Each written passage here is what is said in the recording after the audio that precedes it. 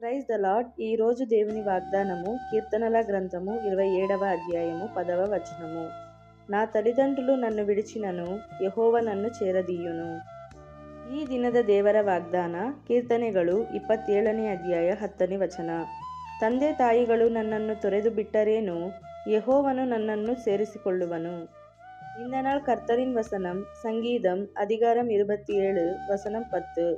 என் தகப்பனும் என் தாயும் என்னை கைவிட்டாலும் கர்த்தர் என்னை சேர்த்து கொள்ளுவார்.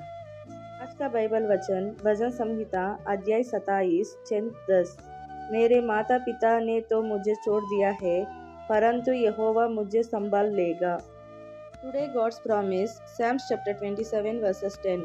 When my father and my mother forsake me, then the Lord will receive me. Amen. Glory to God. God bless you all.